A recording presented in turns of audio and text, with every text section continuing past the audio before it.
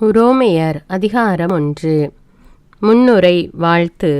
கடவுளின் அன்பை பெற்று இறைமக்களாக அழைக்கப்பட்டுள்ள உரோமை நகர மக்கள் அனைவருக்கும் இயேசு கிறிஸ்துவின் பணியாளனும் திருத்தூதனாக அழைப்பு பெற்றவனும் கடவுளின் நற்செய்தி பணிக்கென ஒதுக்கி வைக்கப்பட்டவனுமாகிய பவுல் எழுதுவது: நம் தந்தையாம் கடவுளிடமிருந்தும் ஆண்டவராம் இயேசு கிறிஸ்துவிடமிருந்தும் உங்களுக்கு அருளும் அமைதியும் உரித்தாகுக.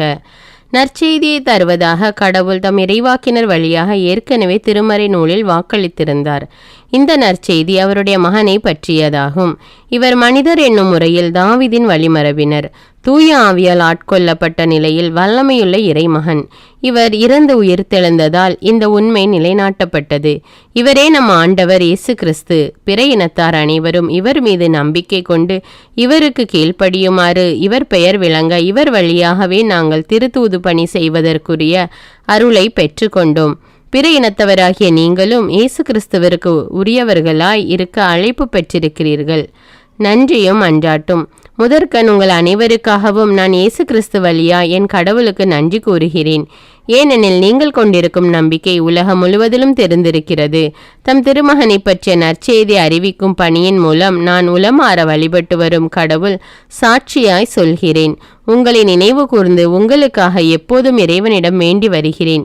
கடவுளின் திருவுளத்தால் நான் உங்களிடம் வருவதற்கு இப்பொழுதாவது இறுதியாக ஒரு வாய்ப்பு கிடைக்க வேண்டுமென மன்றாடி வருகிறேன். நான் உங்களை காண ஏங்குகிறேன். அங்கே வந்து உங்களை உறுதிப்படுத்துவதற்காக ஆவிக்குரிய கொடை ஏதேனும் உங்களுக்கு வழங்க வேண்டுமென விளைகிறேன். நீங்கள் கொண்டுள்ள நம்பிக்கையால் நானும், நான் கொண்டுள்ள நம்பிக்கையால் நீங்களும் ஒருவருக்கொருவர் ஊக்கமூட்ட பெற வேண்டுமென விளைகிறேன். பிற மக்களிடையே நான் செய்த பணியால் பயன் விளைந்தது. அதுபோல உங்களிடையேயும் சிறிதளவாவது பயன் விளையும் முறையில் பணியாற்ற விரும்பி உங்களிடம் வர பன்முறை திட்டமிட்டேன். ஆயினும் இன்று வரை தடைகள் வந்து கொண்டே இருக்கின்றன. சகோதர சகோதரிகளே, இதை நீங்கள் அறிய வேண்டுமென விரும்புகிறேன். கிரேக்கருக்கும் கிரேக்கர் அல்லாதோருக்கும் அறிவாளிகளுக்கும் அறிவீலிகளுக்கும் நான் கடமைப்பட்டிருக்கிறேன்.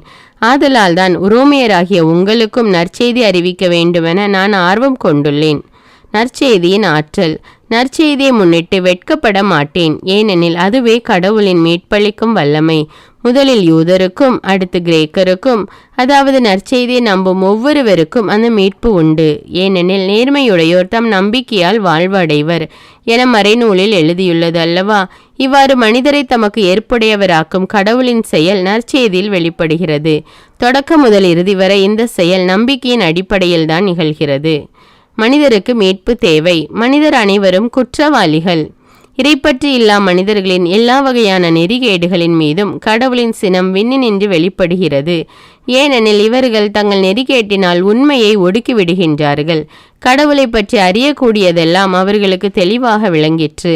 அதை கடவுளே அவர்களுக்கு தெளிவுறுத்தி இருக்கிறார். ஏனெனில் கண்ணுக்கு புலப்படா அவருடைய பண்புகள், அதாவது என்றும் நிலைக்கும் அவரது வல்லமையும் கடவுள் தன்மையும் உலக படைப்பு முதல் அவருடைய செயல்களில் மனக்கண்களுக்கு தெளிவாய் தெரிகின்றன. ஆகவே அவர்கள் சாக்குப்போக்கு சொல்வதற்கு வழியே இல்லை.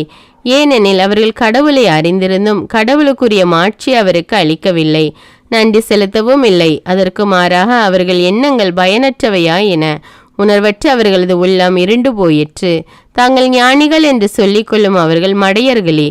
அழிவில்லா கடவுளை வழிபடுவதற்கு பதிலாக அழிந்து போகும் மனிதரைப் போலவும் பரப்பன, நடப்பன, ஊர்வன ஆகியவற்றைப் போலவும் உள்ள உருவங்களை வழிபட்டனர். ஆகவே அவர்களுடைய உள்ளத்தின் இச்சைகளுக்கு ஏற்ப ஒருவரோடு ஒருவர் தங்கள் உடல்களை இழிவுபடுத்துகின்ற ஒழுக்கக்கேடான செயல்களை செய்யும்படி கடவுள் அவர்களை விட்டுவிட்டார். அவர்கள் கடவுளை பற்றிய உண்மைக்கு பதிலாக பொய்மையை ஏற்றுக்கொண்டார்கள். படைக்கப்பட்டவற்றை வழிபட்டு அவற்றுக்கு பணி செய்தார்கள். படைத்தவரை மறந்தார்கள். அவரே என்றென்றும் போற்றுதற்கு உரியவர். ஆமீன். ஆகையால் கடவுள் கட்டுக்கடங்காத இழிவான பாலுணர்வு கொள்ள அவர்களை விட்டுவிட்டார். அதன் விளைவாக அவர்களுடைய பெண்கள் இயல்பான இன்ப முறைக்கு பதிலாக இயல்புக்கு மாறான முறையில் நடந்து கொண்டார்கள். அவ்வாறே ஆண்களும் பெண்களோடு சேர்ந்து இன்பம் பெறும் இயல்பான முறையை விட்டு தங்களிடையே ஒருவர் மீது ஒருவர் வேட்கை கொண்டு காமத்தியால் பற்றி எறிந்தார்கள். ஆண்கள் ஆண்களுடன் வெட்கத்திற்குரிய செயல்களை செய்து தாங்கள் நெறி தவறியதற்கான கூலியை தங்கள் உடலில் பெற்றுக்கொண்டார்கள். கடவுளை அறிந்து ஏற்றுக்கொள்ளும் தகுதியை அவர்கள் இழந்துவிட்டதால் சீர்கெட்ட சிந்தனையின் விளைவாக தகாத செயல்களை செய்யுமாறு கடவுள் அவர்களை விட்டுவிட்டார். இவ்வாறு அவர்கள் எல்லா வகை நெறிகேடுகளும் பொல்லாங்கு பேராசை தீமை ஆகியவையும் நிறைந்தவர்கள் ஆனார்கள். அவர்களிடம் பொறாமை கொலை சண்டை சச்சரவு வஞ்சகம் தீவினை முதலியவை மலிந்துவிட்டன. அவர்கள் புறங்கூறுபவர்கள் அவதூறு பேசுபவர்கள் கடவுளை வெறுப்பவர்கள் இழித்துரைப்பவர்கள் செருக்குற்றவர்கள் வீம்பு பாராட்டுபவர்கள் தீய வழிகளை கண்டுபிடிப்பவர்கள் பெற்றோருக்கு கீழ்ப்படியாதவர்கள் சொல் தவறுபவர்கள் மதிகெட்டவர்கள் பாசமற்றவர்கள் இரக்கமில்லாதவர்கள் இப்படியெல்லாம் நடப்பவர்கள் சாவுக்குரியவர்கள் என்னும் கடவுளின் ஒழுங்கை அறிந்திருந்தும் இவ்வாறு நடக்கின்றார்கள். தாங்கள் நடப்பது மட்டுமன்று அப்படி நடப்பவர்களையும் பாராட்டுகிறார்கள். ரோமையர் அதிகாரம் 2. நடுநிலை தவறாத கடவுளின் தீர்ப்பு. ஆகையால் பிறர் குற்றவாளிகள் என தீர்ப்பு அளிப்போரே, நீங்கள் யாராயினும் சாக்கு போக்கு சொல்வதற்கு உங்களுக்கு வழி இல்லை. ஏனெனில் பிறருக்கு எதிராக தீர்ப்பளிக்கும் போது நீங்கள் உங்களுக்கே தண்டனை தீர்ப்பை அளிக்கிறீர்கள். தீர்ப்பளிக்கும் நீங்களே அந்த தீர்ப்பை பெறுவதற்கான செயல்களை செய்கிறீர்களே. இத்தகையவற்றை செய்வோருக்கு கடவுள் அளிக்கும் தீர்ப்பு நீதி வழுவாதது என்பது நமக்கு தெரியும். இவற்றை செய்வோர் மேல் தீர்ப்பளிக்கும் நீங்களும் இவற்றையே செய்து வருகிறீர்கள். நீங்கள் மட்டும் கடவுளின் தீர்ப்பிலிருந்து தப்பித்து கொள்ளலாம் என நினைக்கிறீர்களா? அல்லது அவரது அளவற்ற பரிவையும் சகிப்புத்தன்மையையும் பொறுமையையும் ஏளனம் செய்கிறீர்களா? உங்களை மனமாற செய்வதற்கே கடவுள் பரிவு காட்டுகிறார் என்பது உங்களுக்கு தெரியாதா? உங்கள் கடின உள்ளம் உங்களை மனமாற விடவில்லை. ஆகையால் கடவுளின் சினமும் நீதி தீர்ப்பும் வெளிப்பட வேண்டிய நாளில் உங்களுக்கு வரப்போகும் தண்டனையை சேமித்து வைக்கிறீர்கள். ஒவ்வொருவருக்கும் அவரவர் செயல்களுக்கு ஏற்ப கடவுள் கைமாறு செய்வார். மன உறுதியோடு நற்செயல் புரிந்து மாட்சி மாண்பு அழியாமை ஆகியவற்றை நாடுவோருக்கு அவர் நிலைவாழ்வை வழங்குவார். ஆனால் தன்னலம் நாடுபவர்களாய் உண்மைக்கு பணியாமல் அநீதிக்கு பணிபவர்களின் தலைமேல் அவருடைய சினமும் சீற்றமும் வந்து விழும். முதலில் யூதருக்கும் பிறகு கிரேக்கருக்கும், அதாவது தீமை செய்யும் எல்லா மனிதருக்குமே வேதனையும் நெருக்கடியும் உண்டாகும். அவ்வாறே முதலில் யூதருக்கும் அடுத்து கிரேக்கருக்கும், அதாவது நன்மை செய்யும் அனைவருக்குமே பெருமையும் மாண்பும் அமைதியும் கிடைக்கும். ஏனெனில் கடவுள் ஆள் பார்த்து செயல்படுவதில்லை. திருச்சட்டத்தை அறியாமல் பாவம் செய்யும் எவரும் அந்த சட்டத்தின் தீர்ப்புக்கு உட்படாமலேயே அழிவுறுவர். திருச்சட்டத்துக்கு உட்பட்டு எவரும் பாவம் செய்தால் அச்சட்டத்தாலே தீர்ப்பளிக்கப்படுவர். ஏனெனில் திருச்சட்டத்தை கேட்பதால் மட்டும் யாரும் கடவுளுக்கு ஏற்புடையவர் ஆவதில்லை. அதனை கடைபிடிப்பவர்களே அவருக்கு ஏற்புடையவர்கள் ஆவார்கள். திருச்சட்டத்தை பெற்றிராத பிற இனத்தார் அதில் உள்ள கட்டளைகளை இயல்பாக கடைபிடிக்கும் போது அவர்களுக்கு திருச்சட்டம் இல்லாத போதிலும் தங்களுக்கு தாங்களே அவர்கள் சட்டமாய் அமைகிறார்கள். திருச்சட்டம் கற்பிக்கும் ஒழுக்க நெறி தங்கள் உள்ளத்தில் எழுதப்பட்டிருக்கிறது என்பதை அவர்கள் தங்கள் நடத்தையில் காட்டுகிறார்கள். அவர்களது மனசான்றே இதற்கு சாட்சி. ஏனெனில் அவர்கள் செய்வது குற்றமா குற்றமில்லையா என அவரவர் எண்ணங்களே வெளிப்படுத்துகின்றன. நான் அறிவிக்கும் நற்செய்தியின்படி மனிதர் உள்ளங்களில் மறைந்திருப்பவற்றை குறித்து இயேசு கிறிஸ்துவின் வாயிலாய் கடவுள் தீர்ப்பளிக்கும் நாளில் மேற்சொன்னவை நிகழும். திருச்சட்டத்தால் யூதர்களுக்கும் பயனில்லை. யூதர் என்னும் பெயரை தாங்கி திருச்சட்டத்தின் அடிப்படையில் வாழும் நீங்கள் கடவுளோடு கொண்டுள்ள உறவை பற்றி பெருமைப்படுகிறீர்கள். அவருடைய திருவுளத்தை அறிந்திருக்கிறீர்கள். திருச்சட்டத்தை கற்றறிந்துள்ளதால் எது சிறந்தது என சோதித்து அறிகிறீர்கள். அறிவையும் உண்மையும் தன்னகத்தே கொண்டுள்ள திருச்சட்டம் உங்களிடம் இருக்கிறது என்னும் உறுதியான நம்பிக்கையில் பார்வையற்றோருக்கு வழிகாட்டியாகவும் இருளில் இருப்போருக்கு ஒளியாகவும் அறிவீலிகளுக்கு கல்வி புகட்டுபவராகவும் குழந்தைகளுக்கு ஆசிரியராகவும் இருக்க முற்படுகிறீர்கள்.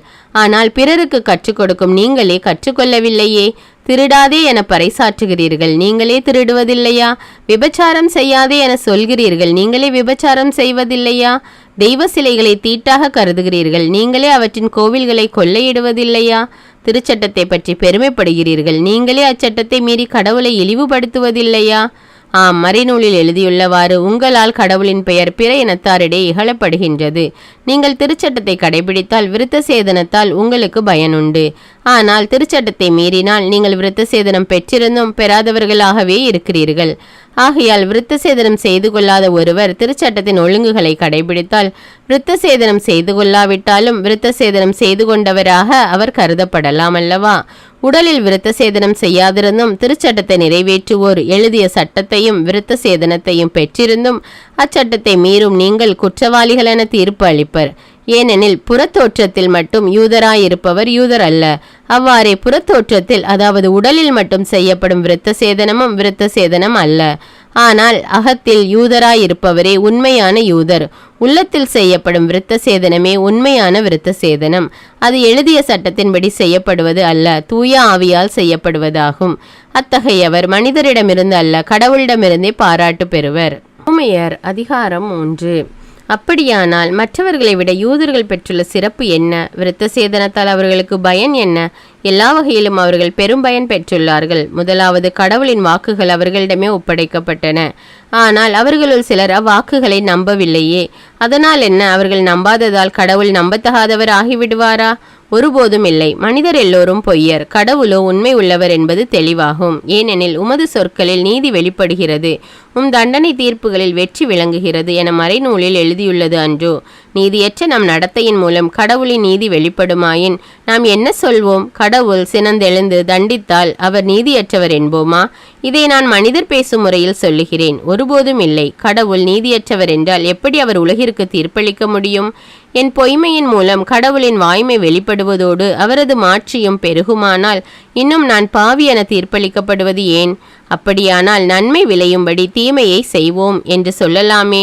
நாங்கள் இவ்வாறு கூறுவதாக சிலர் எங்கள் மீது வீண் பழி சுமத்துகின்றனர். இவர்கள் தகுந்த தண்டனை பெறுவார்கள். எல்லோரும் பாவிகள். அப்படியானால் மற்றவர்களை விட யூதர்களாகிய நாம் மேலானவர்களா? இல்லவே இல்லை. ஏனெனில் யூதர் கிரேக்கர் யாவரும் பாவத்துக்கு உட்பட்டிருப்பதாக ஏற்கனவே எடுத்துரைத்தாயிற்று. அவ்வாறே மறைநூலிலும் எழுதியுள்ளது. நேர்மையாளரே இல்லை, ஒருவர் கூட இல்லை. மதிநுட்பம் உள்ளவர் ஒருவரும் இல்லை. கடவுளை தேடுபவர் எவராவது உண்டோ? எல்லோரும் நெறி பிறழ்ந்தனர், ஒருமிக்க கெட்டு போயினர். நல்லது செய்பவர் யாரும் இல்லை, ஒருவர் கூட இல்லை. அவர்களது தொண்டை திறந்த பிணக்குழி, அவர்களது நாக்கு வஞ்சகமே பேசும். அவர்கள் உதட்டில் உள்ளது விரியன் பாம்பின் நஞ்சு. அவர்கள் வாயில் சாபமும் கொடுமையும் நிறைந்துள்ளது. இரத்தம் சிந்துவதற்கு அவர்கள் கால்கள் விரைகின்றன. பாழாக்குதலும் அழிவுமே அவர்கள் வழித்தடங்களில் உள்ளன. அமைதி வழியே அவர்கள் அறியார். அவர்களது மனக்கண்களில் இரையச்சம் இல்லை. திருச்சட்டம் சொல்வதெல்லாம் அந்த சட்டத்திற்கு உட்பட்டவர்களுக்கு பொருந்தும் என நமக்கு தெரியும். ஆகவே இவர்களும் உலக மக்கள் அனைவரும் சாக்கு போக்கு சொல்ல வழியின்றி இருக்கிறார்கள். ஏனெனில் திருச்சட்டம் சார்ந்த செயல்களால் எவரும் கடவுள் முன்னிலையில் ஏற்புடையவர் ஆவதில்லை. மனிதர்கள் பாவிகள் என்பதையே சட்டம் அவர்களுக்கு உணர்த்துகிறது. கடவுள் மனிதரை தமக்கு ஏற்புடையவராக்கும் முறை. இப்பொழுதோ கடவுள் மனிதரை தமக்கு ஏற்புடையவராக்கும் செயலுக்கும் திருச்சட்டத்துக்கும் தொடர்பில்லை என்பது வெளியாக்கப்பட்டுள்ளது. திருச்சட்டமும் இறைவாக்குகளும் இதற்கு சான்று பகர்கின்றன. இயேசு கிறிஸ்துவின் மீது கொள்ளும் நம்பிக்கையின் வழியாக கடவுள் மனிதரை தமக்கு ஏற்புடையவர் ஆக்குகிறார். நம்பிக்கை கொள்வோர் அனைவரையுமே அவர் ஏற்புடையவர் ஆக்குகிறார். அவர் வேறுபாடு காட்டுவது இல்லை. ஏனெனில் எல்லோருமே பாவம் செய்து கடவுள் கொடுத்த மேன்மையை இழந்து போயினர். ஆயினும் அனைவரும் கிறிஸ்து இயேசு நிறைவேற்றிய மீட்பு செயலின் மூலம் கடவுளுடைய அருளால் இலவசமாய் அவருக்கு ஏற்புடையவர்கள் ஆக்கப்படுகின்றனர். இரத்தம் சிந்தி மனிதருடைய பாவத்துக்கு கழுவாய் ஆகுமாறு இயேசுவை கடவுள் நியமித்தார். அவரிடம் நம்பிக்கை கொள்வோருக்காக அவ்வாறு செய்தார். கடவுள் கடந்த காலத்தில் மனிதர் செய்த பாவங்களை கண்டுகொள்ளாமல் விட்டுவிட்டார். இவ்வாறு மனிதரை தமக்கு ஏற்புடையவராக்கும் முறையை அவர் காட்டினார். இக்காலத்தில் தமது நீதியை கடவுள் பொறுமையோடு காட்டி வருகிறார். ஆம், அவர் நீதியுள்ளவர். இயேசுவின் மீது நம்பிக்கை கொள்வோரை தமக்கு ஏற்புடையவராக்கி வருகிறார். அப்படி இருக்க பெருமை பாராட்ட இடம் ஏது? இடமில்லை. எந்த அடிப்படையில் பெருமை பாராட்ட இடமில்லை? செயல்களின் அடிப்படையிலா? இல்லை, நம்பிக்கையின் அடிப்படையில்தான். ஏனெனில் திருச்சட்டம் சார்ந்த செயல்களால் அல்ல, இயேசுவின் மீது வைக்கும் நம்பிக்கையின் வாயிலாகவே எவரும் கடவுளுக்கு ஏற்புடையவராக முடியும் என கருதுகிறோம். கடவுள் யூதருக்கு மட்டுமா கடவுள்? பிற இனத்தாருக்கும் அவர் கடவுள் அல்லவா? ஆம், பிற இனத்தாருக்கும் அவரே கடவுள். ஏனெனில் கடவுள் ஒருவரே. விருத்த சேதனம் பெற்றவர்களாயினும் விருத்த சேதனம் பெறாதவர்களாயினும் இயேசுவின் மீது கொள்ளும் நம்பிக்கையின் அடிப்படையில் யாவரையும் கடவுள் தமக்கு ஏற்புடையவர் ஆக்குகிறார். அப்படியானால் நம்பிக்கை தேவை என வலியுறுத்துவதன் மூலம் திருச்சட்டத்தை செல்லாததாக்குகிறோமா? ஒருபோதும் இல்லை. மாறாக அவ்வாறு செய்வதன் மூலம் திருச்சட்டத்தை நிலைநாட்டுகிறோம். ரோமையர் அதிகாரம் 4. அபிரகாம் ஓர் எடுத்துக்காட்டு. அப்படியானால் இதுகாரும் கூறியவை நம் இனத்தின் தந்தையாகிய அபிரகாமுக்கு எப்படி பொருந்தும்? தாம் செய்த செயல்களினால் அவர் கடவுளுக்கு ஏற்புடையவராகி இருந்தால் பெருமை பாராட்ட அவருக்கு இடமுண்டு.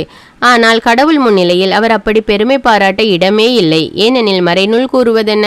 அபிரகாம் கடவுள் மீது நம்பிக்கை கொண்டார். அதை கடவுள் அவருக்கு நீதியாக கருதினார். வேலை செய்தவர் பெரும் கூலி நன்கொடையாக கருதப்படுவதில்லை, அது அவர்கள் உரிமை. தம் செயல்கள் மீது நம்பிக்கை வையாது இறைப்பற்றில்லாதோரையும் தமக்கு ஏற்புடையவராக்கும் கடவுள் மீது நம்பிக்கை வைப்போரை அவரது நம்பிக்கையின் பொருட்டு கடவுள் தமக்கு ஏற்புடையோர் என கருதுகிறார்.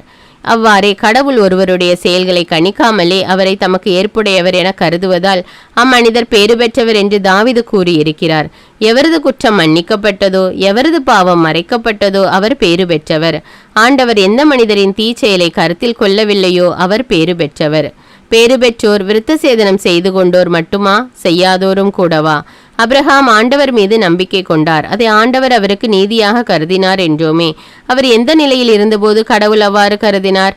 விருத்த சேதனம் செய்து கொண்ட நிலையிலா, செய்து கொள்ளாத நிலையிலா? விருத்த சேதனம் செய்து கொண்ட நிலையில் அல்ல, செய்து கொள்ளாத நிலையில்தான். விருத்த சேதனம் இல்லாத நிலையிலேயே அவர் கொண்டிருந்த நம்பிக்கையின் அடிப்படையில் கடவுளுக்கு ஏற்புடையவர் என்று கருதப்பட்டார். அதை உறுதிப்படுத்தும் அடையாளமாக விருத்த சேதனத்தை பெற்றார். இவ்வாறு விருத்த சேதனம் இல்லாதிருந்தும் கடவுள் மீது நம்பிக்கை கொள்வதால் அவருக்கு ஏற்புடையவர்களாக கருதப்படும் அனைவருக்கும் அவர் தந்தையானார். அதே போல விருத்த சேதனம் பெற்றிருந்தும் அதுவே போதும் என்றிருந்திடாமல் நம்பிக்கை கொண்டிருப்பவர்களுக்கும் அவர் தந்தையானார். எப்படியெனில் நம் தந்தையாம் அப்ரஹாம் விருத்த சேதனம் பெரும் முன்பே நம்பிக்கை கொண்டிருந்தது போல இவர்களும் நம்பிக்கை கொண்டவர்களாய் அவருடைய அடிச்சுவடுகளை பின்பற்றுகிறார்கள்.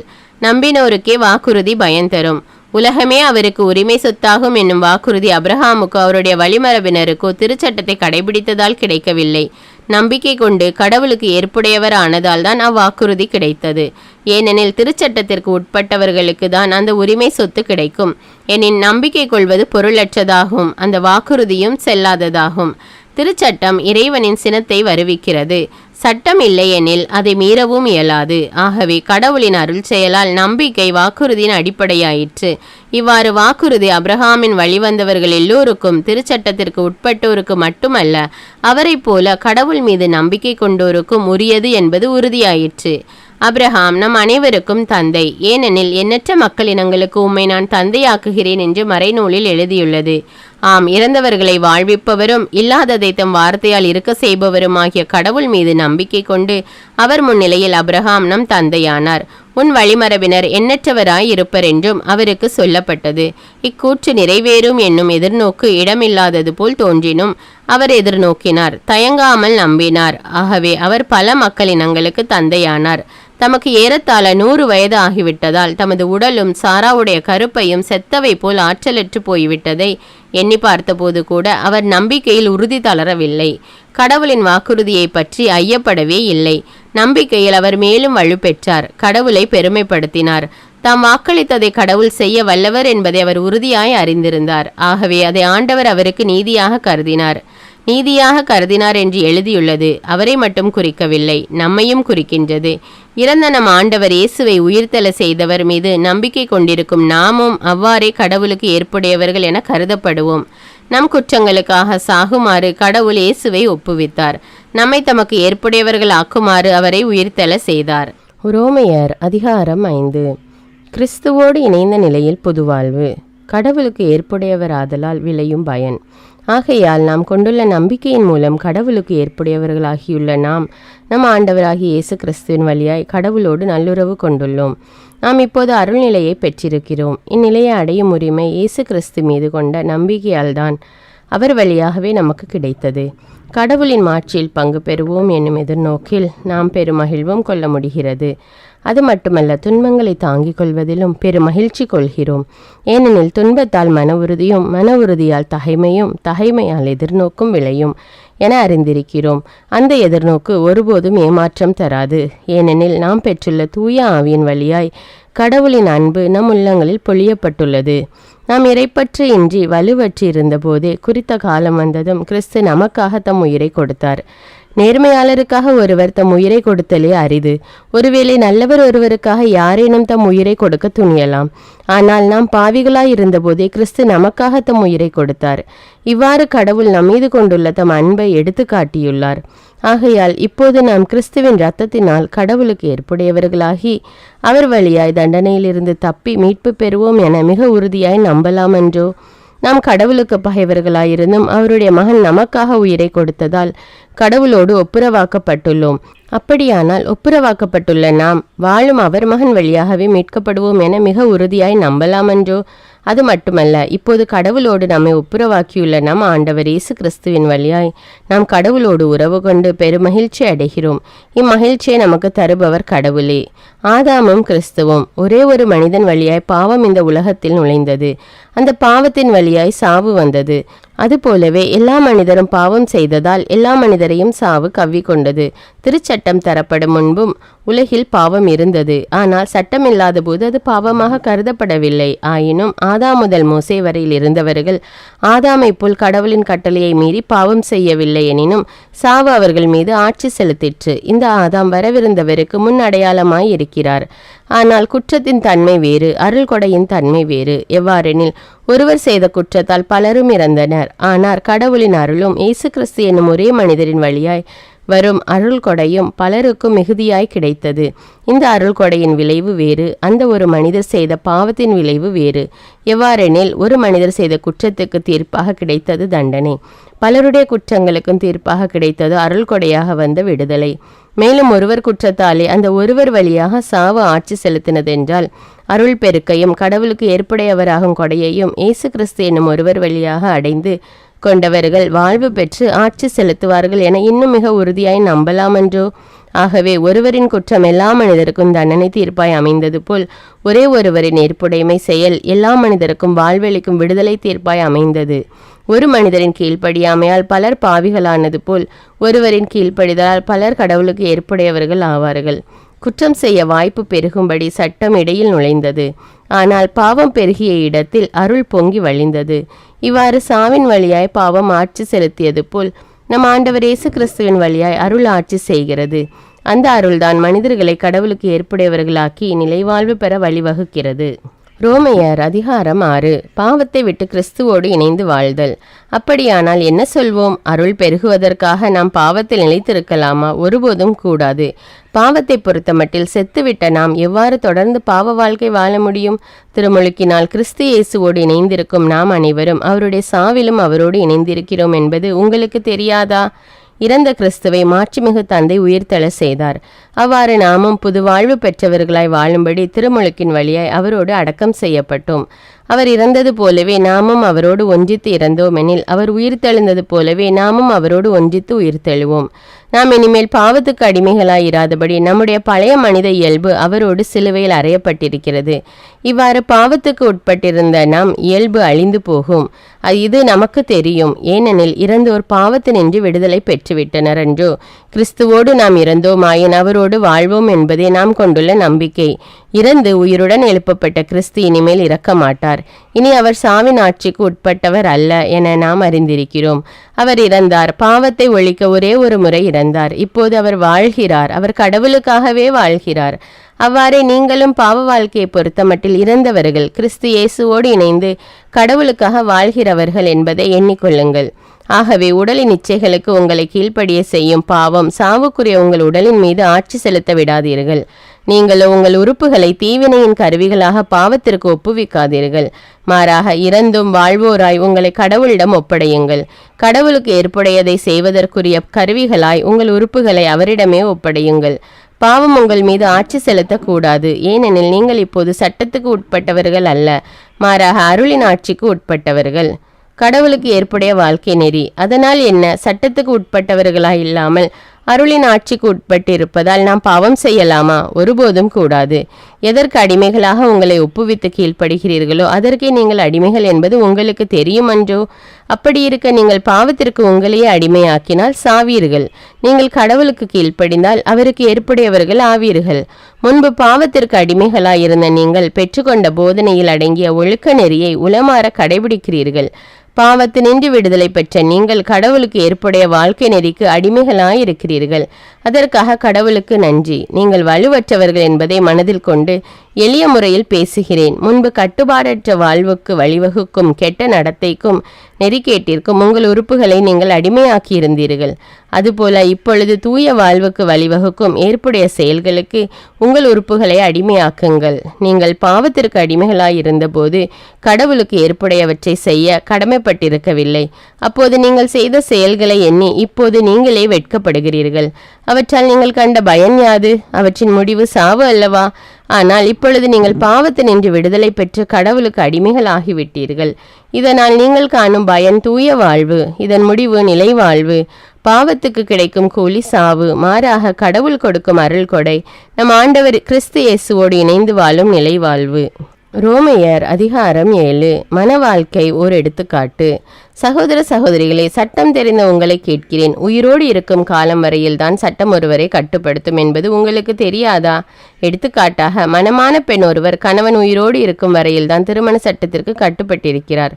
கணவன் இறந்துவிட்டால் கணவனோடு வாழ வேண்டும் என்கிற சட்டத்திலிருந்து விடுதலை பெறுகிறார். ஆகையால் கணவன் உயிரோடு இருக்கும்போது ஒரு பெண் வேறொருவரோடு வாழ்ந்தால் விபச்சாரி என்னும் பெயர் கிடைக்கும். ஆனால் கணவன் இறந்து போனால் அவர் திருமண சட்டத்தினின்று விடுதலை பெற்றவர் ஆகிறார். ஆகவே பின்பு அவர் வேறொருவருக்கு மனைவியானால் விபச்சாரி அல்ல. அவ்வாறே என் அன்பர்களே, நீங்கள் கிறிஸ்துவின் உடலோடு ஒன்றித்திருப்பதால் திருச்சட்டத்தை பொறுத்த மட்டில் இறந்தவர்கள் ஆனீர்கள். அதன் விளைவாக இறந்து உயிருடன் எழுப்பப்பட்ட கிறிஸ்துவோடு நீங்கள் இணைக்கப்பட்டிருக்கிறீர்கள். இவ்வாறு நீங்கள் கடவுளுக்கு ஏற்ற பயனளிக்க முடியும். நாம் நமது ஊனியல்வின்படி வாழ்ந்தபோது சட்டத்தை ஒரு வாய்ப்பாக்கி கொண்டு பாவ இச்சைகள் நம்முடைய உறுப்புகளில் செயலாற்றின. அதனால் விளைந்த பயன் சாவு. ஆனால் இப்பொழுது நம்மை ஒடுக்கி வைத்திருந்த சட்டத்தை பொறுத்த மட்டில் நாம் இறந்துவிட்டதால் அச்சட்டத்தினின்று விடுதலை பெற்றோம். ஆகையால் எழுதப்பட்ட சட்டத்திற்குரிய பழைய நெறியில் நாம் ஊழியம் செய்வதை விட்டு தூய ஆவியாருளும் புதிய நெறியில் ஊழியம் செய்ய முடிகிறது.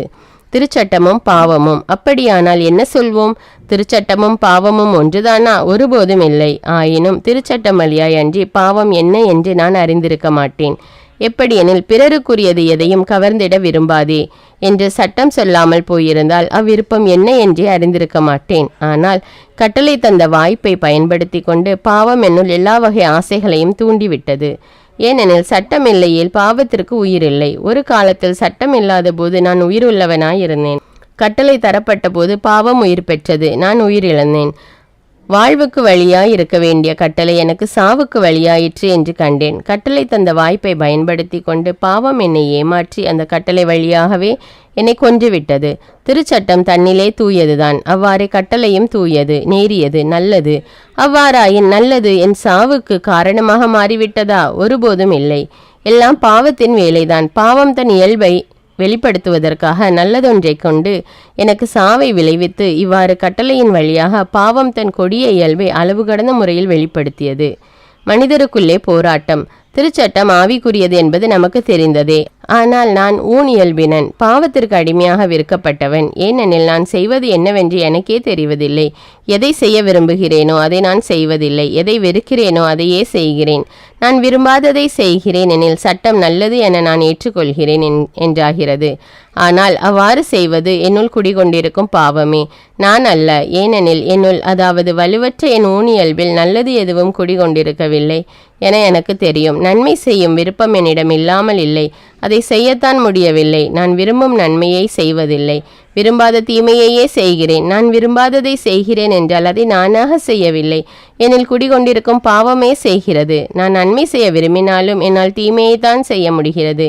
இத்தகையதொரு செயல்முறையை என்னுள் காண்கிறேன். நான் கடவுளின் சட்டத்தை குறித்து உள்ளூர மகிழ்ச்சி அடைகிறேன். ஆனால் என் உறுப்புகளில் வேறொரு சட்டத்தை காண்கிறேன். என் மனம் ஏற்றுக்கொள்ளும் சட்டத்தை அது எதிர்த்து போராடுகிறது. என் உறுப்புகளில் இருக்கும் அந்த பாவ சட்டத்திற்கு என்னை கட்டுப்படுத்துகிறது. அந்தோ இரங்கத்தக்க மனிதன் நான். சாவுக்குள்ளாக்கும் இந்த உடலினின்று என்னை விடுவிப்பவர் யார்? நம் ஆண்டவர் இயேசு கிறிஸ்துவின் வழியாய் கடவுள்தாம் விடுவிப்பார். அவருக்கு நன்றி. சுருங்க சொல்லேன், என் மனத்தால் கடவுளின் சட்டத்திற்கு கட்டுப்பட்டிருக்கும் நானே என் ஊனியல்பினால் பாவத்தின் சட்டத்திற்கும் கட்டுப்பட்டிருக்கிறேன்.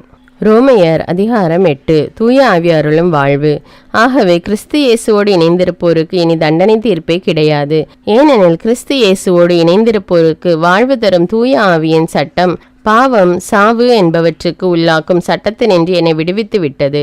ஊனியல்பின் காரணமாய் வலுவற்றிருந்த திருச்சட்டம் செய்ய முடியாத ஒன்றை கடவுள் செய்தார். அதாவது ஊனியல்பு கொண்ட மனிதரை போன்றவராய் தம் சொந்த மகனை அனுப்பி மனிதரிடமுள்ள பாவத்திற்கு முடிவு கட்டினார். ஊனியல்புக்கேற்ப நடவாமல் ஆவிக்குரிய இயல்புக்கேற்ப நடக்கும் நாம் திருச்சட்டத்தின் நெறிகளை நிறைவேற்ற வேண்டும் என்று அவ்வாறு செய்தார்.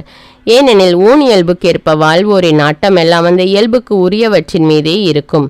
ஆனால் ஆவிக்குரிய இயல்புக்கேற்ப வாழ்வோரின் நாட்டம் ஆவிக்குரியவற்றின் மீதே இருக்கும். ஊனியல் மனநிலை கொண்டிருப்போருக்கு வருவது சாவே, ஆவிக்குரிய மனநிலை கொண்டிருப்போருக்கு வருவது வாழ்வும் அமைதியும் ஆகும். ஏனெனில் ஊனியல் மனநிலை கடவுளுக்கு பகையானது, அது கடவுளின் சட்டத்திற்கு கட்டுப்பட்டிருப்பதில்லை, இருக்கவும் முடியாது. ஊனியல்புக்கு ஏற்ப வாழ்வோர் கடவுளுக்கு உகந்தவர்களாய் இருக்க முடியாது. ஆனால் கடவுளின் ஆவி உங்களுள் குடிகொண்டிருந்தால் நீங்கள் ஊனியல்பை கொண்டிராமல் ஆவிக்குரிய இயல்பை கொண்டிருப்பீர்கள். கிறிஸ்துவின் ஆவியை கொண்டிராதோர் அவருக்கு உரியோர் அல்ல. பாவத்தின் விளைவாக உங்கள் உடல் செத்ததாயினும் கிறிஸ்து உங்களுள் இருந்தால் நீங்கள் கடவுளுக்கு ஏற்புடையவர்கள் ஆக்கப்படுவீர்கள். அதன் பயனாக தூய ஆவி உங்களுக்குள் உயிராய் இருக்கும். மேலும் இறந்த இயேசுவை உயிர்த்தெழ செய்தவரின் ஆவி உங்களுள் குடிகொண்டிருந்தால் கிறிஸ்துவை உயிர்த்தெழ செய்த அவரே உங்களுள் குடிகொண்டிருக்கும். தம் ஆவியினாலேயே சாவுக்குரிய உங்கள் உடல்களையும் உயிர் பெற செய்வார். ஆகையால் சகோதர சகோதரிகளே, நாம் ஊனியல்புக்கு கடமைப்பட்டிருக்கவில்லை, அவ்வியல்பின்படி வாழ வேண்டியதில்லை. நீங்கள் ஊனியல்புக்கு ஏற்ப வாழ்ந்தால் சாகத்தான் போகிறீர்கள். ஆனால் தூய ஆவியின் துணையால் உடலில் தீச்செயல்களை சாகடித்தால் நீங்கள் வாழ்வீர்கள். கடவுளின் ஆவியால் இயக்கப்படுகிறவர்களே கடவுளின் மக்கள். மீண்டும் அச்சத்திற்கு உள்ளாக்கும் மனப்பான்மையை நீங்கள் பெற்றுக்கொள்ளவில்லை, மாறாக கடவுளின் பிள்ளைகளுக்குரிய மனப்பான்மையையே பெற்றுக்கொண்டீர்கள். அதனால் நாம் அப்பா தந்தையே என அழைக்கிறோம். நாம் இவ்வாறு அழைக்கும் போது நம் உள்ளத்தோடு சேர்ந்து தூய ஆவியாரும் நாம் கடவுளின் பிள்ளைகள் என்பதற்கு சான்று பகர்கிறார். நாம் பிள்ளைகளாயின் உரிமை பேறு உடையவர்களாய் இருக்கிறோம். ஆம், நாம் கடவுளிடமிருந்து உரிமை பேறு பெறுபவர்கள், கிறிஸ்துவின் பங்காளிகள். அவருடைய துன்பங்களில் நாம் பங்கு பெற வேண்டும். அப்போதுதான் அவரோடு மாட்சியிலும் பங்கு பெறுவோம்.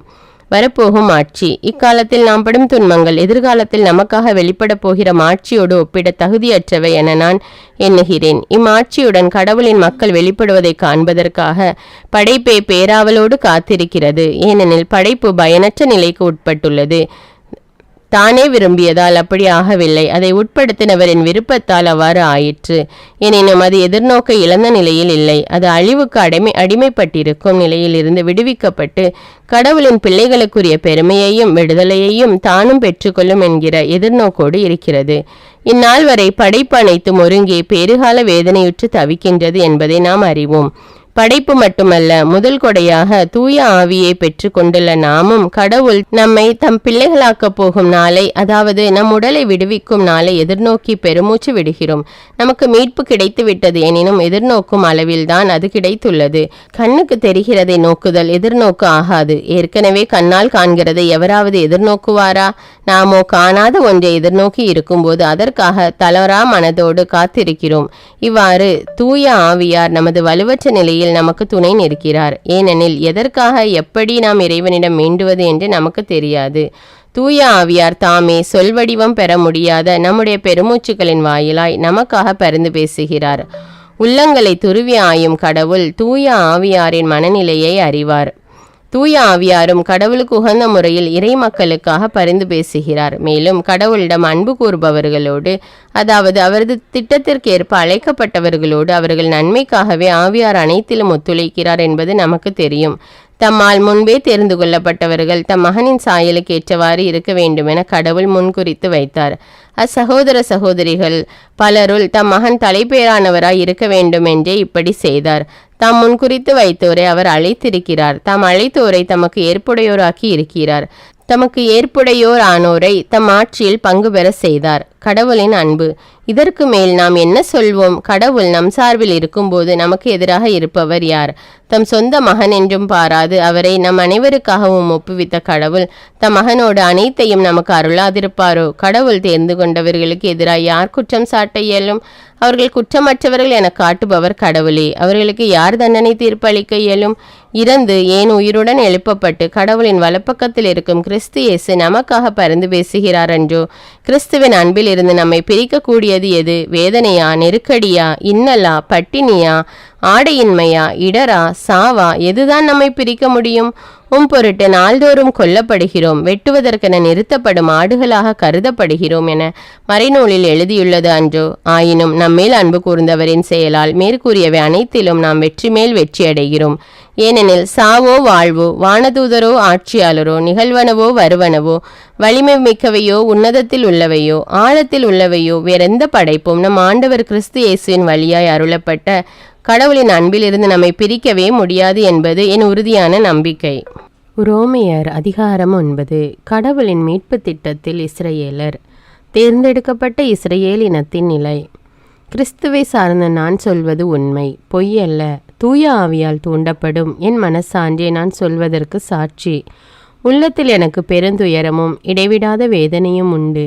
என் சொந்த இனத்தை சேர்ந்த என் சகோதர சகோதரிகளுக்கு மீட்பு கிடைப்பதற்காக நான் கிறிஸ்துவை பிரிந்து சாபத்துக்கு உள்ளாக கூட விரும்பியிருப்பேன்.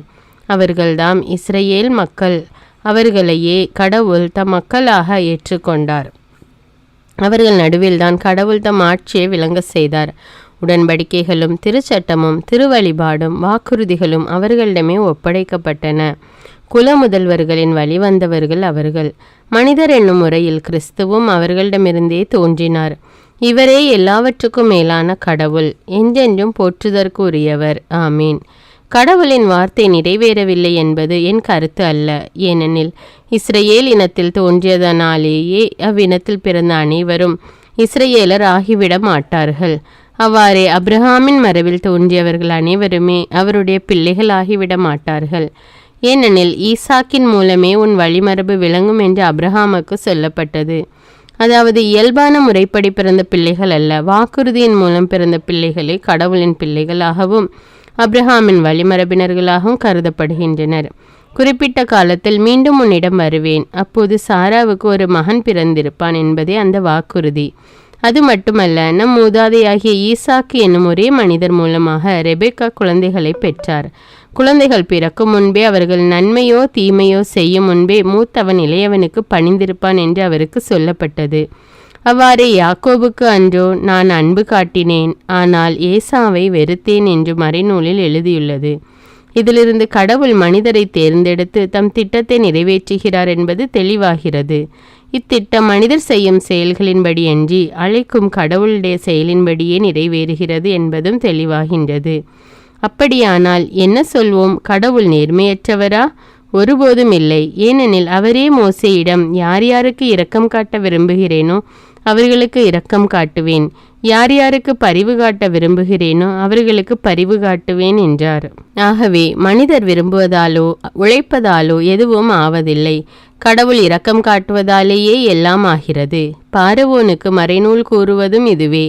உன் வழியா என் வல்லமையை காண்பிக்கவும் என் பெயரை நாடெங்கும் அறிக்கையிடவுமே நான் உன்னை நிலைக்க செய்தேன். ஆகவே கடவுள் தாம் விரும்புவது போல சிலருக்கு இரக்கம் காட்டுகிறார், வேறு சிலரை கடின உள்ளத்தினர் ஆக்குகிறார். கடவுளின் சினமும் இரக்கமும். அப்படியானால் கடவுள் மனிதர் மீது எப்படி குற்றம் சுமத்த முடியும்? அவருடைய விருப்பத்தை யாரும் எதிர்க்க முடியாதல்லவா என்று நீங்கள் கேட்கலாம். மனிதர்களே, கடவுளை எதிர்த்து பேச நீங்கள் யார்? உருவாக்கப்பட்ட பொருள் தன்னை உருவாக்கியவரிடம் ஏன் என்னை இவ்வாறு செய்தாய் என கேட்குமோ? ஒரே களிமண்ணை பிசைந்து மதிப்புள்ள கலனையோ மதிப்பற்ற கலனையோ வணைய குயவனுக்கு உரிமை இல்லையா? தமது சினத்தை காட்டவும் தமது வல்லமையை விளங்க செய்யவும் கடவுள் விரும்பிய போதிலும் அழிவுக்கும் அவருடைய சினத்துக்கும் இலக்கான கலன்களை பொறுத்தவரையில் அவர் மிக்க பொறுமை காட்டினாராயின் யார் என்ன சொல்ல முடியும்? அவரது இரக்கத்திற்கு உரித்தான கலன்கள் மாற்றி பெற வேண்டும் என்று முன்னேற்பாடு செய்திருந்தார். அக்கலன்களை பொறுத்தவரை அவர் தமது அளவற்ற மாட்சியை வெளிப்படுத்த விரும்பினார். யூதர்கள் நடுவிலிருந்து மட்டுமன்றி யூதர் அல்லாதார் நடுவிலிருந்தும் அவரால் அழைக்கப்பட்ட நாமே அந்த கலன்கள். அவ்வாறே என் மக்கள் அல்லாதோரை நோக்கி என் மக்கள் நீங்கள் என அழைப்பேன், கருணை பெறாதோருக்கு கருணை காட்டுவேன் என்று ஓசேயா நூலில் எழுதப்பட்டுள்ளது அன்றோ? நீங்கள் என்னுடைய மக்கள் அல்ல என்று அவர்களுக்கு கூறப்பட்டதற்கு மாறாக வாழும் கடவுளின் மக்கள் என்று அவர்களுக்கு கூறப்படும் என்றும் அதில் எழுதியுள்ளது. இஸ்ரவேலே, உன் மக்கள் கடற்கரை மணலை போல் இருப்பினும் அவர்களுள் எஞ்சியிருப்போரே திரும்பி வருவர். காலம் தாழ்த்தாமல் ஆண்டவர் தாம் தீர்மானித்தபடியே நாடு முழுவதிலும் அனைத்தையும் செய்வார் என்றும் ஏசாயா இஸ்ரவேல் மக்களை குறித்து கூறியுள்ளார். படைகளின் ஆண்டவர் நம்மில் சிலரை ஏனும் எஞ்சியிருக்க செய்யாவிடில் சோதோமை போல் நாம் ஆகியிருப்போம், குமராவுக்கு ஒப்பாகி இருப்போம் என்றும் ஏசாயா முன்னுரைத்துள்ளார். இஸ்ரவேலரும் நற்செய்தியும். அப்படியானால் என்ன சொல்வோம்? பிற இனத்தார் கடவுளுக்கு ஏற்புடையவர்கள் ஆவதற்காக முயற்சி செய்யாத போதிலும் அவருக்கு ஏற்புடையவர்கள் ஆக்கப்பட்டார்கள். அப்படி ஆக்கப்பட்டது அவர்கள் கொண்டிருந்த நம்பிக்கையால் தான். ஆனால் கடவுளுக்கு ஏற்புடையவர்கள் ஆகுமாறு இஸ்ரேல் மக்கள் திருச்சட்டத்தை கடைபிடிக்க முயற்சி செய்த போதிலும் அவர்கள் வெற்றி பெறவில்லை. இதன் காரணம் என்ன? அவர்கள் நம்பிக்கை அடிப்படையாக கொள்ளாமல் செயல்களின் அடிப்படையில் முயற்சி செய்தார்கள். எனவே தடைக்கல்லின் மேல் தடுக்கி விழுந்தனர். இதை பற்றியே, இதோ தடுக்கி விழ செய்யும் கற்பாறையையும் இடர செய்யும் கல்லையும் சீயோனில் வைக்கிறேன், அதன் மேல் நம்பிக்கை கொண்டோர் வெட்கத்திற்குள்ளாக மாட்டார் என்று மறைநூலில் எழுதியுள்ளது. ரோமையர் அதிகாரம் 10. சகோதர சகோதரிகளே, என் இனத்தார் மீட்படைய வேண்டும் என நான் உளமாற விரும்புகிறேன். அதற்காக நான் கடவுளிடம் மன்றாடுகிறேன். கடவுள் மேல் அவர்களுக்கு பற்று உண்டு என்பதற்கு நானே சாட்சி. ஆனால் அப்பற்று உண்மையான அறிவை அடிப்படையாக கொண்டதல்ல. அதாவது கடவுள் மனிதர்களை தமக்கு ஏற்புடையவர்களாக்கும் முறையை அறிந்து கொள்ளாமல் யூதர்கள் தங்கள் முயற்சியாலேயே அவருக்கு ஏற்புடையவர்களாக முயன்றார்கள். ஆகவே அவர்கள் கடவுளின் செயல்முறைக்கு தங்களை உட்படுத்தவில்லை. கிறிஸ்துதான் திருச்சட்டத்தின் நிறைவு. அவர் மேல் நம்பிக்கை கொள்ளும் எவரும் கடவுளுக்கு ஏற்புடையவர் ஆவார். மீட்பு எல்லோருக்கும் உரியது. திருச்சட்டத்தின் வழியாய் கடவுளுக்கு ஏற்புடையவர் ஆதல் பற்றி நியமங்களையும் ஆணைகளையும் கடைபிடிப்போர் அவற்றால் வாழ்வு பெறுவர் என்று மோசே எழுதியுள்ளார். ஆனால் நம்பிக்கை வழியாய் கடவுளுக்கு ஏற்புடையவர் ஆதல் பற்றி கிறிஸ்துவை கீழே கொண்டு வருமாறு விண்ணகத்திற்கு போகிறவர் யார் என்றும் இறந்த கிறிஸ்துவை உயிர்த்தெழ செய்து கொண்டு வருமாறு கடல் கடந்து செல்வோர் யார் என்றும் உனக்குள்ளே சொல்லிக் கொள்ள வேண்டாம் என்று மறைநூலில் எழுதியுள்ளதன்றோ?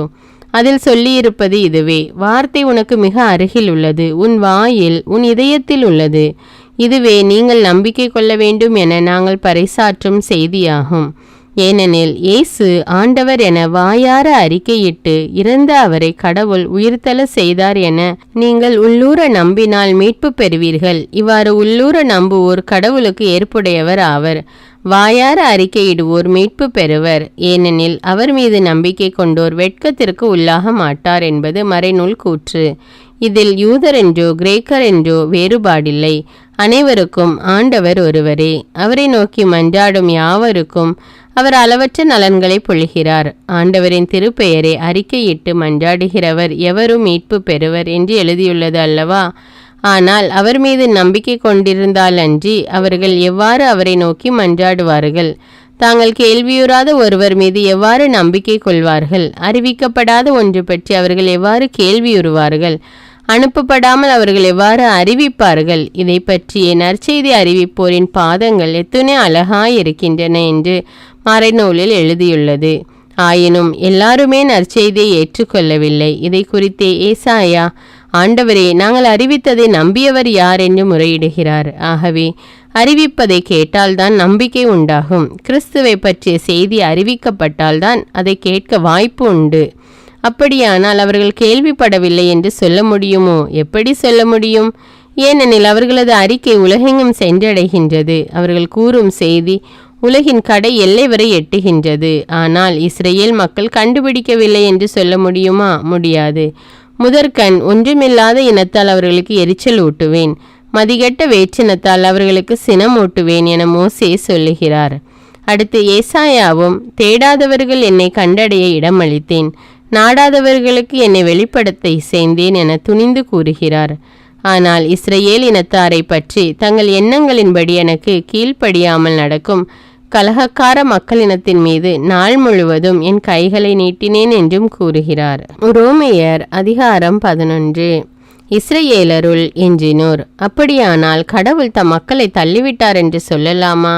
ஒருபோதும் இல்லை. நானும் ஒரு இஸ்ரேலன், அப்ரஹாமின் வழிமரபினன், பென்யமின் குலத்தினன். தாம் முன்பே தேர்ந்து கொண்ட மக்களை கடவுள் தள்ளிவிடவில்லை. இஸ்ரேல் மக்களுக்கு எதிராக கடவுளிடம் எலியா முறையீடு செய்தது பற்றிய மறைநூல் பகுதி உங்களுக்கு தெரியாதா? ஆண்டவரே, உம் இறைவாக்கினரை வாளால் கொன்றுவிட்டனர், உம் பலிபீடங்களை தகர்த்து விட்டனர். நான் ஒருவன் மட்டுமே எஞ்சியிருக்க என் உயிரையும் பறிக்க தேடுகின்றனர் என்றார். ஆனால் அவருக்கு கிடைத்த இறைமொழி என்ன? பாகாலுக்கு மண்டியிடாதவர்களாகிய 7000 பேரை மட்டும் எனக்கென்று விட்டு வைத்துள்ளேன் என்பதாம். அதுபோல் இக்காலத்திலும் சிலர் எஞ்சியிருக்கின்றனர். இவர்கள் இறை அருளால் தேர்ந்தெடுக்கப்பட்டவர்கள். இவர்கள் அருளால் தேர்ந்தெடுக்கப்பட்டவர்கள் ஆயின் செயல்களை முன்னிட்டு தேர்ந்தெடுக்கப்படவில்லை என்பது பொருள். இல்லையேல் அருள் என்பதற்கு பொருளே இல்லை. அப்படியானால் என்ன? தாங்கள் தேடியதை இஸ்ரேல் மக்கள் எல்லோரும் அடைந்து கொள்ளவில்லை. அவர்களுள் தேர்ந்தெடுக்கப்பட்டோர் சிலரே அடைந்தனர். எஞ்சியோர்களுடைய மனமும் மழுங்கி போயிற்று. ஆழ்ந்த தூக்கம் வரும் ஆவியை ஆண்டவர் உங்கள் மீது அனுப்பியுள்ளார். காண்கின்ற கண்களையும் கேட்கின்ற செவிகளையும் இந்நாள் வரை ஆண்டவர் உங்களுக்கு தரவில்லை என்று மறைநூலில் எழுதியுள்ளது. அவர்களுடைய விருந்துகள் அவர்களுக்கு கண்ணியாகவும் பொரியாத தடைக்கல்லாகவும் தண்டனையாகவும் ஆகட்டும். அவர்களின் கண்கள் காணாதவாறு ஒளி இழக்கட்டும். அவர்களின் முதுகு கூன் விழுந்தே இருக்கட்டும் என்று தாவீதும் கூறுகின்றார். பிற இனத்தாரின் மீட்பு. அப்படியானால் அவர்கள் தடுமாறியது அழிந்து போவதற்கா?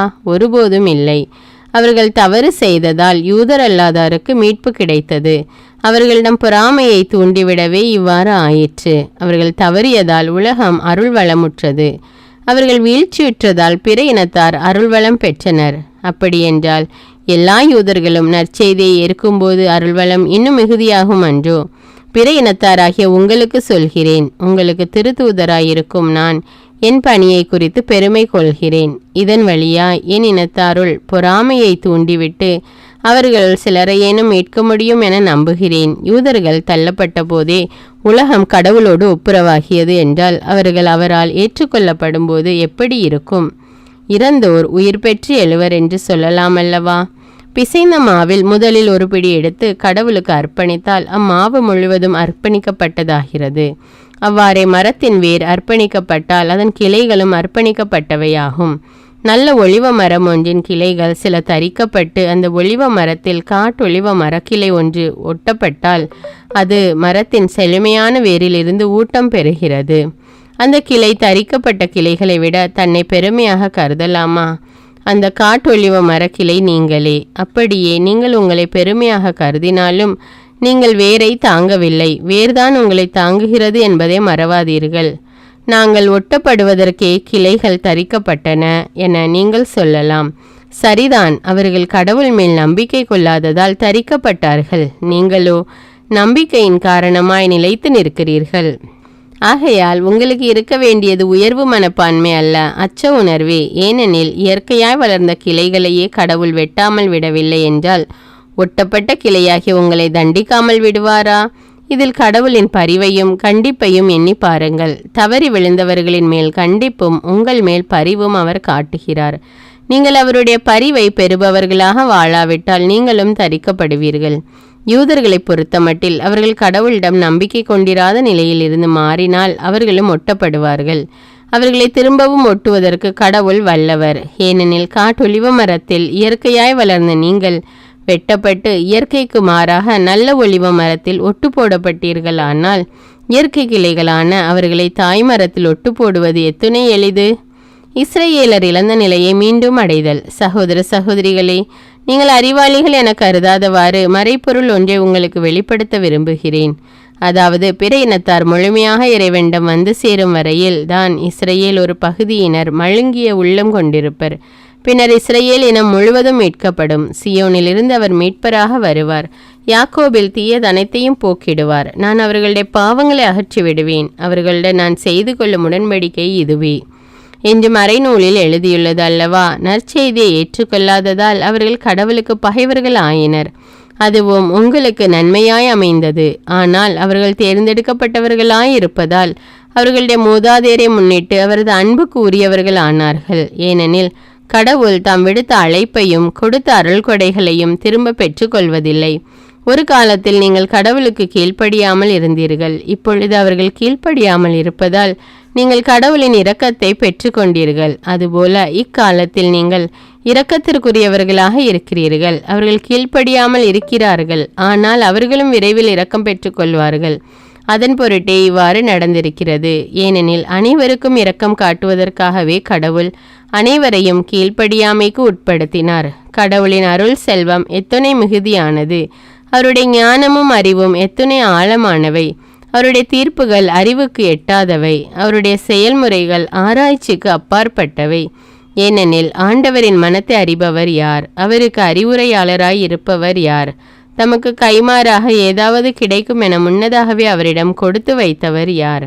அனைத்தும் அவரிடமிருந்தே வந்தன, அவராலேயே உண்டாயின, அவருக்காகவே இருக்கின்றன. அவருக்கே என்றென்றும் ஆட்சி உரித்தாகுக. ஆமீன். ரோமையர் அதிகாரம் 12. கிறிஸ்தவ வாழ்வு. சகோதர சகோதரிகளே, கடவுளுடைய இரக்கத்தை முன்னிட்டு உங்களை வேண்டுகிறேன். கடவுளுக்கு உகந்த தூய உயிருள்ள பலியாக உங்களை படையுங்கள். இதுவே நீங்கள் செய்யும் உள்ளார்ந்த வழிபாடு. இந்த உலகத்தின் போக்கின்படி ஒழுகாதீர்கள், மாறாக உங்கள் உள்ளம் புதுப்பிக்க பெற்று மாற்றம் அடைவதாக. அப்போது கடவுளின் திருவுளம் எது என தேர்ந்து தெளிவீர்கள். எது நல்லது, எது உகந்தது, எது நிறைவானது என்பதும் உங்களுக்கு தெளிவாக தெரியும்.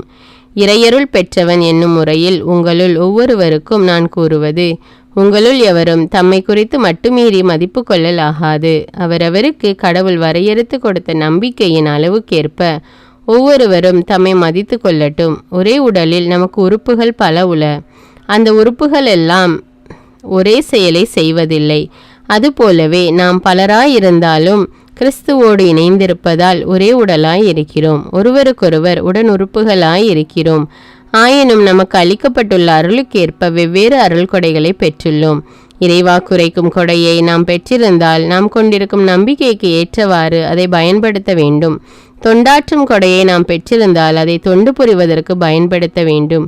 கற்றுக் கொடுப்போர் கற்றுக் கொடுப்பதிலும், ஊக்கமூட்டுவோர் ஊக்கம் தருவதிலும், தமக்குள்ளதை வழங்குவோர் தாராளமாய் கொடுப்பதிலும், தலைமை தாங்குவோர் முழு ஆர்வத்தோடு செயல்படுவதிலும், இரக்க செயல்களில் ஈடுபடுவோர் முகமலர்ச்சியோடு அவற்றை செய்வதிலும் தாம் பெற்ற அருள் கொடைகளை பயன்படுத்த வேண்டும்.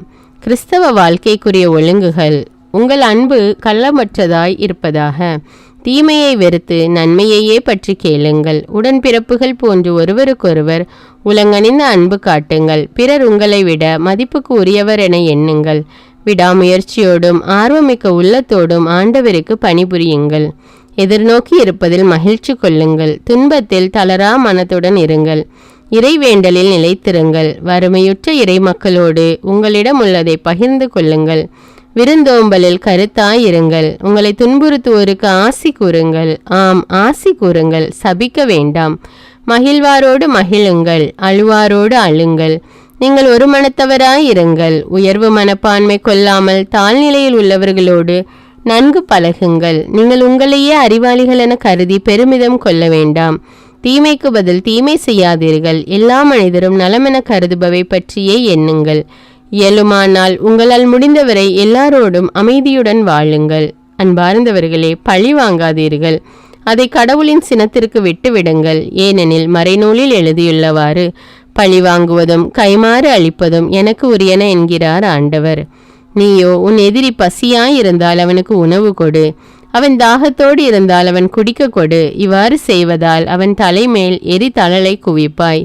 தீமை உங்களை வெல்ல விடாதீர்கள், நன்மையால் தீமையை வெல்லுங்கள். ரோமையர் அதிகாரம் 13. அதிகாரிகளுக்கு கீழ்ப்படிதல். ஆளும் அதிகாரம் உள்ளவர்களுக்கு எல்லாரும் பணிந்திருங்கள். ஏனெனில் கடவுளிடமிருந்து வராத அதிகாரம் எதுவும் இல்லை. இப்பொழுதுள்ள ஆட்சி பொறுப்புகளை கடவுளே ஏற்படுத்தினார். ஆகையால் அதிகாரத்தை எதிர்த்து நிற்போர் கடவுளின் ஏற்பாட்டையே எதிர்த்து நிற்கின்றனர். அவ்வாறு எதிர்ப்பவர்கள் தங்கள் மீது தண்டனை தீர்ப்பை தாங்களே வருவித்துக் கொள்கிறார்கள். நற்செயல் செய்வோர் ஆள்வோருக்கு அஞ்ச வேண்டியதில்லை, தீச்செயல் செய்வோரே அஞ்ச வேண்டும். அதிகாரிகளுக்கு அஞ்சாமல் நீங்கள் வாழ விரும்பினால் நன்மை செய்யுங்கள். அப்பொழுது அவர்களிடமிருந்து உங்களுக்கு பாராட்டு கிடைக்கும். ஏனெனில் அவர்கள் உங்களுக்கு நன்மை செய்வதற்கென்றே கடவுளால் ஏற்படுத்தப்பட்ட தொண்டர்கள். ஆனால் தீமை செய்தால் நீங்கள் அஞ்ச வேண்டியதிருக்கும். அவர்கள் கையில் தண்டிக்கும் அதிகாரம் இருக்கிறது. அது வீணாக அவர்களிடம் கொடுக்கப்படவில்லை. தீமை செய்வோர் மீது கடவுளின் தண்டனையை நிறைவேற்ற அவரே ஏற்படுத்திய தொண்டர்கள் அவர்கள். ஆகவே கடவுளின் சினத்தின் பொருட்டு மட்டுமல்ல, மனசான்றின் பொருட்டும் நீங்கள் பணிந்திருத்தல் வேண்டும். இதற்காகவே நீங்கள் வரி செலுத்துகிறீர்கள். அவர்கள் தங்கள் பணியை ஆற்றும்போது கடவுளுக்கே ஊழியம் செய்கிறார்கள். ஆகையால் அனைவருக்கும் நீங்கள் செய்ய வேண்டிய கடமைகளை நிறைவேற்றுங்கள். தலைவரி செலுத்த வேண்டியோருக்கு தலைவரியையும் சுங்கவரி செலுத்த வேண்டியோருக்கு சுங்கவரியையும் செலுத்துங்கள். அஞ்ச வேண்டியவர்களுக்கு அஞ்சுங்கள், மதிக்க வேண்டியவர்களை மதியுங்கள். ஒருவருக்கொருவர் அன்பு செலுத்துதல். நீங்கள் யாருக்கும் எதிலும் கடன்படாதீர்கள். ஒருவருக்கொருவர் அன்பு செலுத்துவதை நீங்கள் செலுத்த வேண்டிய ஒரே கடனாய் இருக்கட்டும். பிறரிடத்தில் அன்பு கூறுபவர் திருச்சட்டத்தை நிறைவேற்றுபவர் ஆவார். ஏனெனில் விபச்சாரம் செய்யாதே, கொலை செய்யாதே, களவு செய்யாதே, பிறருக்குரியதை கவர்ந்திட விரும்பாதே என்னும் கட்டளைகளும் பிற கட்டளைகளும் உன் மீது அன்பு கூறுவது போல் உனக்கு அடுத்திருப்பவர் மீதும் அன்பு கூறுவாயாக என்னும் கட்டளையில் அடங்கியுள்ளன. அன்பு அடுத்திருப்பவருக்கு தீங்கிழைக்காது. ஆகவே அன்பே திருச்சட்டத்தின் நிறைவு. இறுதி காலம் நெருங்குகிறது.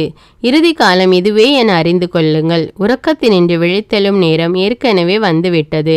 நாம் கிறிஸ்துவின் மேல் நம்பிக்கை கொண்டபோது இருந்ததை விட மீட்பு இப்பொழுது மிக அண்மையில் உள்ளது.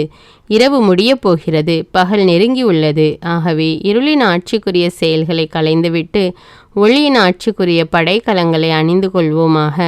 பகலில் நடப்பது போல மதிப்போடு நடந்து கொள்வோமாக.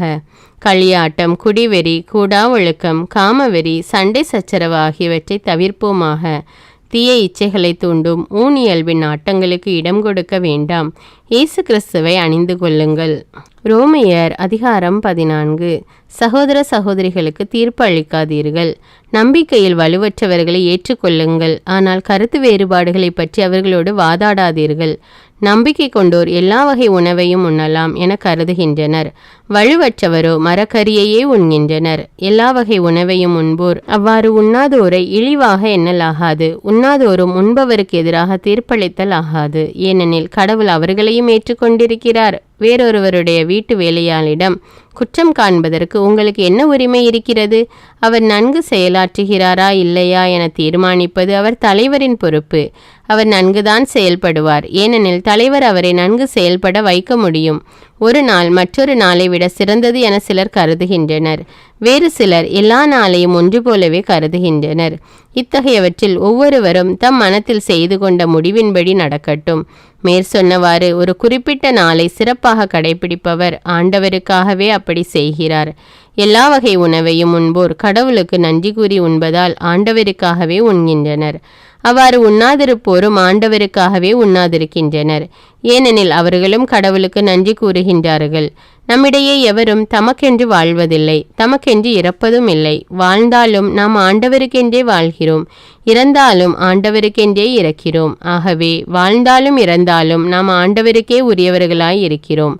ஏனெனில் இறந்தோர் மீது வாழ்வோர் மீதும் ஆட்சி செலுத்தவே கிறிஸ்து இறந்தும் வாழ்கிறார். அப்படி இருக்க நீங்கள் ஏன் உங்கள் சகோதர சகோதரிகளிடம் குற்றம் காண்கிறீர்கள்? ஏன் அவர்களை இழிவாக கருதுகிறீர்கள்? நாம் அனைவருமே கடவுளின் நடுவர் இருக்கை முன் நிறுத்தப்படுவோம் அல்லவா? ஏனெனில் ஆண்டவர் சொல்கிறார், நான் என்மேல் ஆணையிட்டுள்ளேன், முழங்கால் அனைத்தும் எனக்கு முன் மண்டியிடும், நாவு அனைத்தும் என்னை போற்றும் என்று மறைநூலில் எழுதியுள்ளது அன்றோ? ஆகவே நம்முள் ஒவ்வொருவரும் தம்மை குறித்தே கடவுளுக்கு கணக்கு கொடுப்பர். சகோதர சகோதரிகளுக்கு தடைக்கல்லாய் இராதீர். ஆகையால் இனி ஒருவர் மற்றவரிடம் குற்றம் காணாதிருப்போம். மேலும் சகோதர சகோதரிகளுக்கு தடைக்கல்லாகவோ இடையூறாகவோ இருப்பதில்லை என தீர்மானித்து கொள்ளுங்கள். தன்னிலேயே எப்பொருளும் தீட்டானது அல்ல என ஆண்டவர் இயேசுவுடன் இணைந்து வாழும் எனக்கு தெரியும். இது என் உறுதியான நம்பிக்கை. எனினும் ஒரு பொருள் தீட்டானது என கருதுவோருக்கு அது தீட்டானதாகவே இருக்கும். நீங்கள் உண்ணும் உணவு உங்கள் சகோதர சகோதரிகளுக்கு மன வருத்தம் உண்டாக்கினால் நீங்கள் அன்பு நெறியில் நடப்பவர்கள் அல்ல. உணவை முன்னிட்டு நீங்கள் அவர்களை அழிவுற செய்யாதீர்கள். அவர்களுக்காக கிறிஸ்து உயிர் துறக்கவில்லையா? ஆகவே உங்களுக்கு நன்மையாயிருப்பது பிறருடைய பழி சொல்லுக்கு இடந்தராதிருப்பதாக. இறையாட்சி என்பது நாம் உண்பதையும் குடிப்பதையும் அடிப்படையாக கொண்டதல்ல, மாறாக தூய ஆவியாருளும் நீதி, அமைதி, மகிழ்ச்சி ஆகியவற்றையே அடிப்படையாக கொண்டது. இத்தகைய இறையாட்சி மனப்பான்மையோடு கிறிஸ்துவுக்கு பணிபுரிவோர் கடவுளுக்கு உகந்தோராயும் மக்களின் மதிப்புக்கு உரியோராயும் இருப்பர்.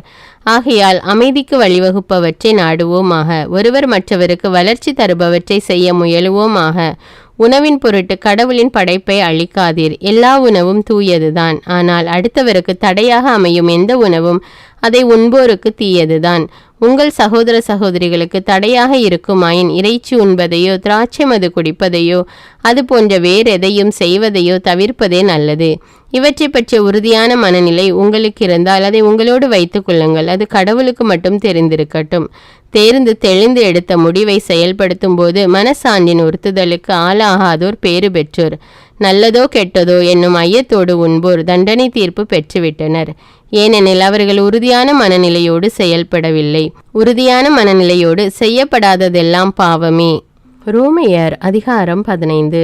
பிறருக்கு உகந்ததையே தேடுங்கள், மன வலிமை கொண்டவர்களாகிய நாம் வலுவற்றவர்களின் குறைபாடுகளை தாங்கிக் கொள்ள கடமைப்பட்டிருக்கிறோம்.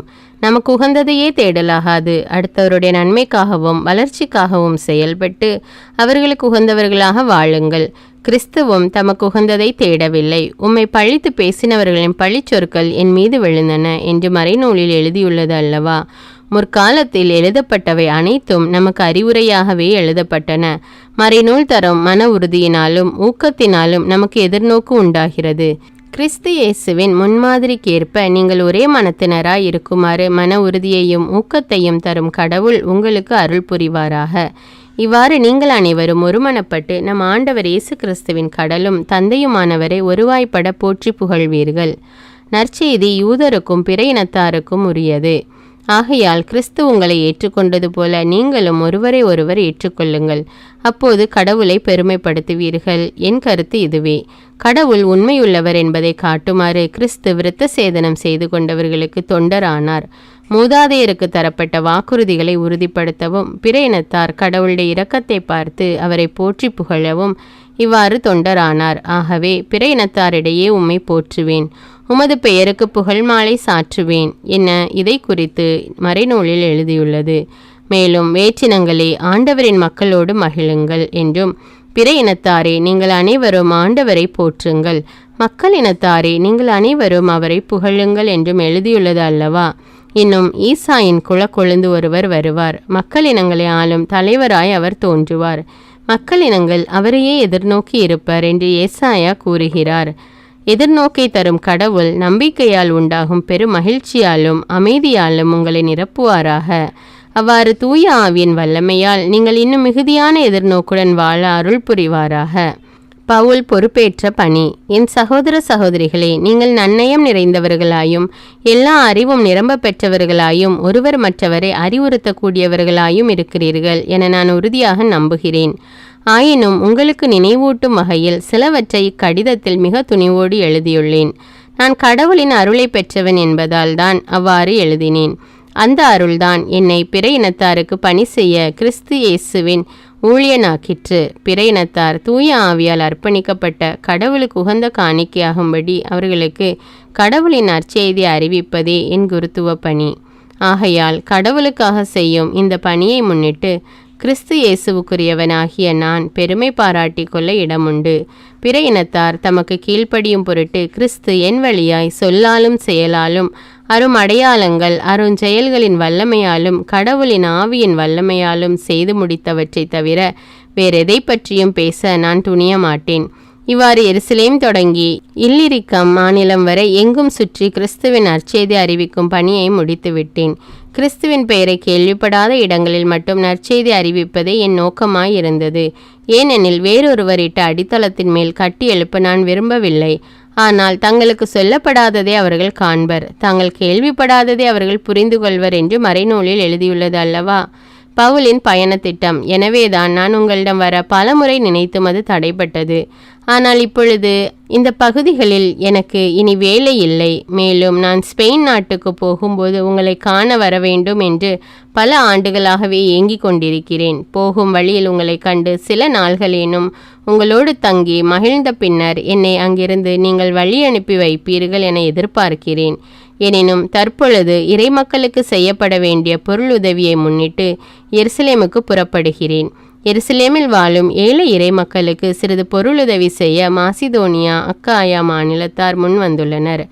ஆம், மனமுவந்து முன்வந்துள்ளனர். எருசலேமில் வாழும் இறைமக்களுக்கு உண்மையில் பிற இனத்தார் கடன்பட்டவர்களே. எவ்வாறெனில் ஆவிக்குரிய கொடைகளில் இவர்கள் அவர்களின் பங்காளிகள் ஆயினர். அதற்கேற்ப உடலை சார்ந்த தேவைகளில் அவர்களுக்கு ஊழியம் செய்ய இவர்கள் கடமைப்பட்டவர்கள் அல்லவா? எனவே தண்டல் செய்த தொகையை நானே அவர்களிடம் பொறுப்பாய் ஒப்படைத்துவிட்டு என் வேலை முடிந்த பின்னர் உங்கள் ஊரின் வழியாக ஸ்பெயினுக்கு போவேன். அப்போது கிறிஸ்துவின் நிறைவான அருளாசியோடு உங்களிடம் வருவேன் என்பது உறுதி.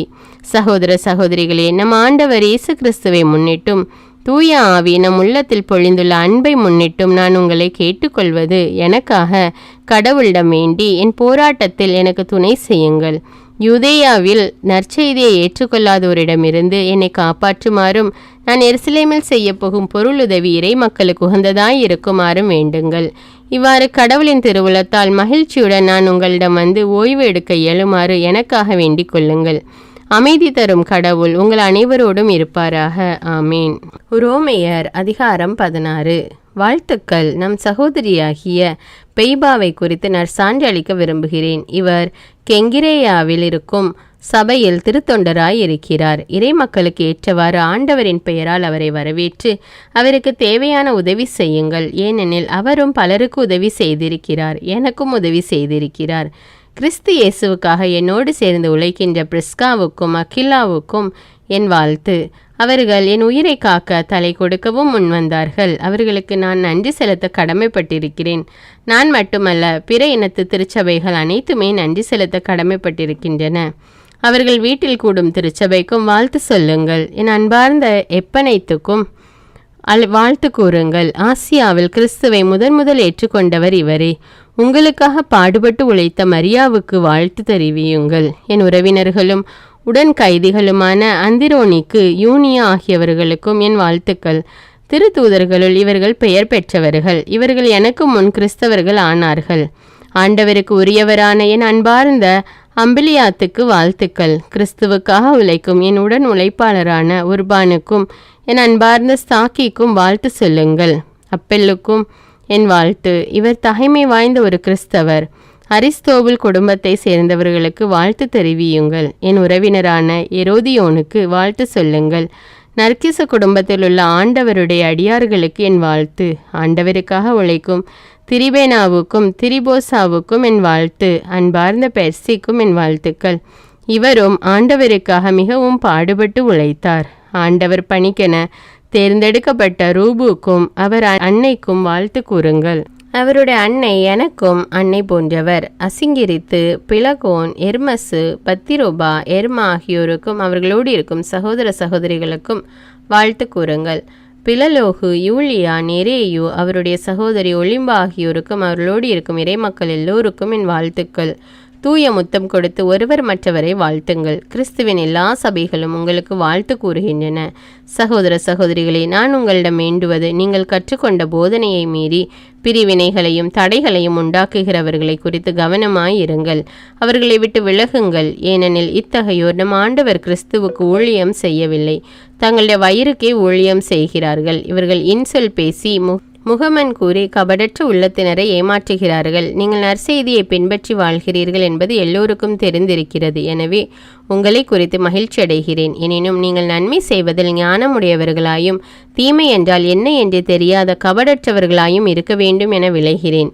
அமைதி தரும் கடவுள் சாத்தானை உங்கள் காலடியில் நசுக்கி போடுவார். நம் ஆண்டவர் இயேசுவின் அருள் உங்களோடு இருப்பதாக. என் உடன் உழைப்பாளரான திமோத்தேயுவும் என் உறவினர்களான லூகியு, யாசோன், சோசிபத்தர் ஆகியோரும் உங்களுக்கு வாழ்த்து கூறுகின்றனர். இந்த திருமுகத்தை எழுதி கொடுத்த தெர்த்தியுவாகிய நான் ஆண்டவருக்கு உரியவன் என்னும் முறையில் உங்களுக்கு வாழ்த்து கூறுகிறேன். நான் தங்குவதற்கும் சபையினர் அனைவரும் ஒன்று கூடுவதற்கும் தம் வீட்டில் இடமளிக்கிற காயு உங்களுக்கு வாழ்த்து சொல்லுகிறார். நகரத்தின் பொருளாளரான எரஸ்தும் நம் சகோதரனாகிய குவர்த்தும் உங்களுக்கு வாழ்த்து கூறுகிறார்கள். கடவுளுக்கு புகழுரை. இயேசு கிறிஸ்துவை பற்றி நான் பறைசாற்றும் நற்செய்திக்கு ஏற்ப வாழ கடவுள் உங்களை உறுதிப்படுத்த வல்லவர்.